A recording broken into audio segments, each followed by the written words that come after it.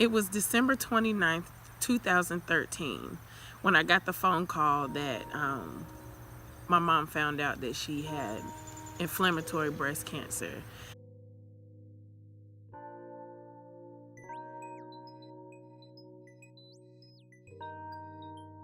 It was kind of crazy because we actually, she had mentioned it to me before, and she was saying, there's something strange going on. I don't really know what it is. And, she let me take a look, and she just said that her doctors thought that it was an infection. So they had been giving her, routine antibiotic to treat what they told her was an infection. She had her breast was extremely swollen. Her nipple was inverted. It was the craziest thing I had ever seen up close.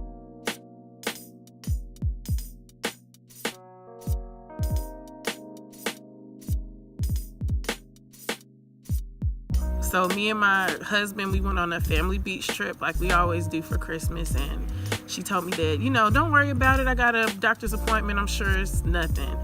Got the phone call, and it was confirmed that it was actually inflammatory breast cancer. And from then on, it was just like, wow. You never realize, how you would handle something like that, especially with it happening so close to you. You just never imagine, it happening, especially not to your mother or to you or, someone that you love so dearly.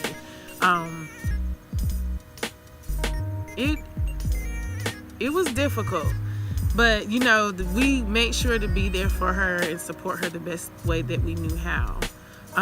So of course we met with the doctors, and they gave us all these options. So we began with chemotherapy. She started her chemo, and it was tough. It made her really sick, and she was still trying to drive. My mother lived in Fayetteville, and me and my family lived in Durham.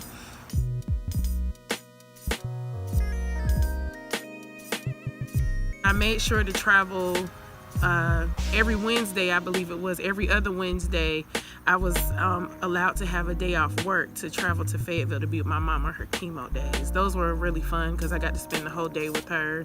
We laughed, we talked, and after her chemo was over, we would go and get something to eat, and I would hang out with her, and then I would drive back to Durham to see my family, and that was always fun.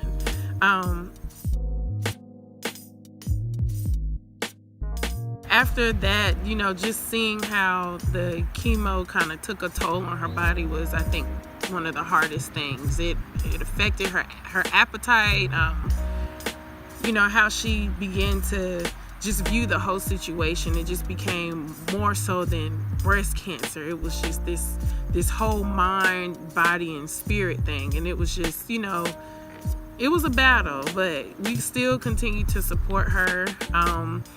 I think one of the toughest situations was when her hair began to fall out, and she had braids, and my mom had really pretty silky hair, and she had these beautiful braids put in her hair, and it was just crazy because I believe she told me that at first her braids just kind of started peeling off her scalp, and she just didn't know how to take it. So she drove all the way to Durham, and she asked my husband to cut her hair off, and it was the craziest thing. But when it was over, she actually looked pretty good with the bald head. I hope I'll be able to look that good with a bald head if I ever decide to cut my hair off.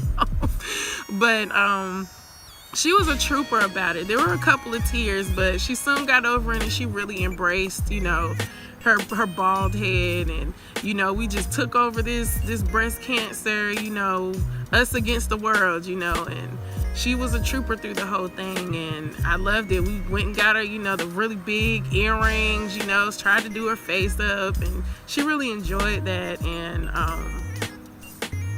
they finally decided to do a double mastectomy where both of her breasts were removed. And after the removal, they said, wow, we got everything, it's looking up. Things are really looking up, and we all were excited. I still remember her last day of chemo. Me and my friend went and purchased her a balloon, and we celebrated with her. It was just, a really awesome day.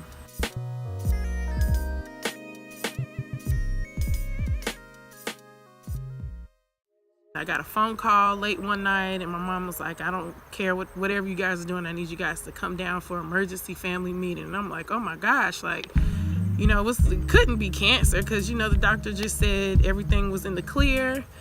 So I drove up to Fayetteville, and my mom had a huge family meeting with us, and she told us that they actually found a brain tumor this time. So we just gone through the chemo, just gone through, you know, the double mastectomy. We were celebrating, and here we are again with this cancer thing. It was just something we just couldn't get away. It's kind of like that fly that just buzzes around your ear and you just can't slap it. But we all came back together, and we were there for her through that. So she had emergency brain surgery, and she got through that. I still remember her. She as soon as she came out of the OR, she had a thumbs up in the bed. You know, it was just crazy. We were still there. We were acting like, you know, there just was no cancer. You know, cancer just couldn't keep my mom down. And I think, and the best part about this was, you know, me and my mom are already close, and this whole situation just made us even closer. And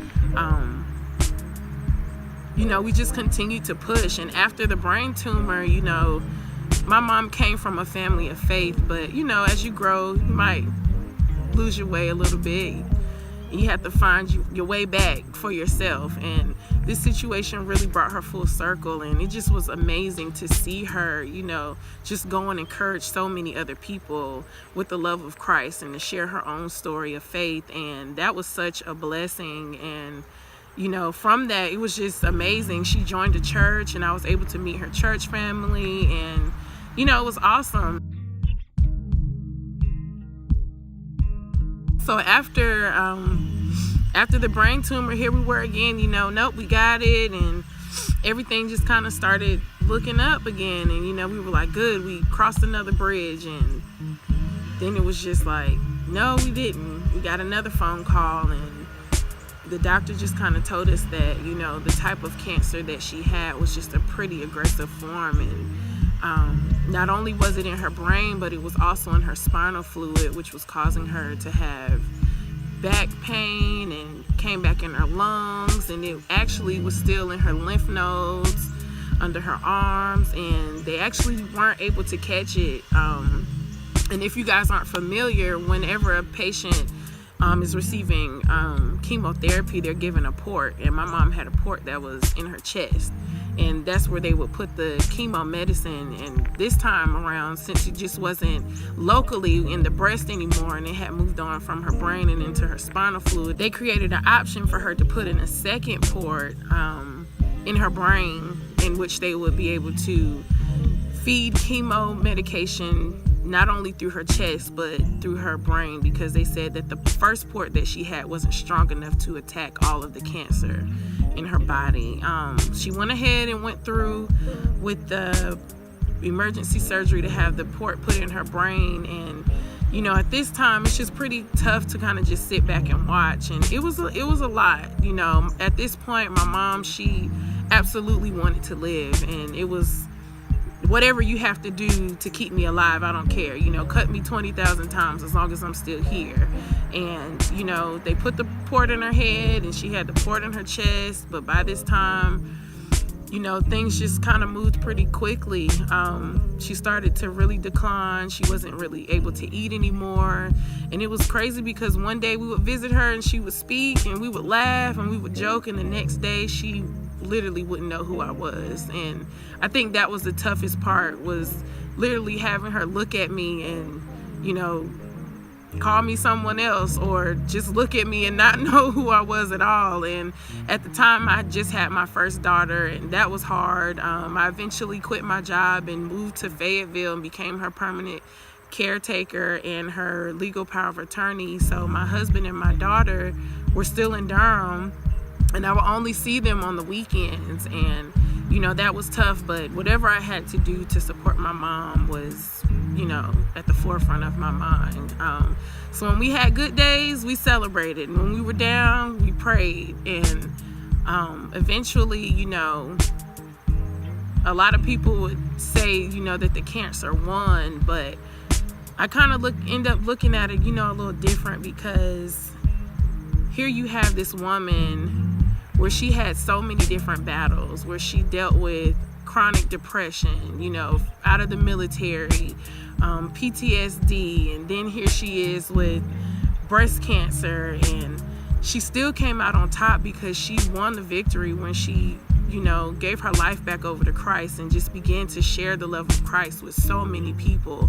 And it wasn't until she was sick that I had seen how much of an impact she had on her own personal community. There were so many people pouring in from her job and from friends that she had just met along the way that came to support her, give her flowers, just to come see her. And it was just overwhelming, love. And I truly appreciate the impact that my mom had, and also the support of the people that were around her. She truly was surrounded by love. The day that she died, February 28th, 2015, it was, of course I was sad to see my mom go, but there was just such a peace in the room, and there was just no doubt in my mind that, that her love of Christ was, what really truly sustained her through this whole journey. And I know where she's resting, and I know, that God is truly has her in his care. And that was one of the biggest reasons for starting Refuge Women's Project. And with this being Breast Cancer Awareness Month, I couldn't let this month go by, especially as we're coming up on our 1-year anniversary, without sharing one of the biggest pieces to this whole puzzle in the first place. If it wasn't for my mother, we wouldn't be where we are today. I wouldn't be where I am today. And it's truly her story and her legacy that is the driving force of this. And I just want her to know that I love her, and that even in her death, she truly won, and that, she's going to be known around the world just because of her story, and just because of the person of courage that she was, and how she continued to just beat all the odds. Even the doctors told us, she probably won't make it another 2 weeks, and she went on an extra 2 weeks past that, and it was just awesome to see the fight that she had. I didn't know that somebody could just fight like that even while on their deathbed, but God is real. And I just truly love my mother. She was truly my best friend, and I miss her dearly, but I'm so glad that it didn't have to stop when she took her last breath, that this is definitely just the beginning. And this won't be the last that you hear of Doris Jean Wright, and this won't be the last that you hear of Refuge Women's Project. So I just encourage everybody that has gone through a personal struggle with breast cancer, or knows someone who is currently struggling with breast cancer. It's not easy, but just stay, just stick with them and trust God the whole way. So this October, we celebrate Doris Jean Wright, my mother, one of the biggest unsung heroes in my life.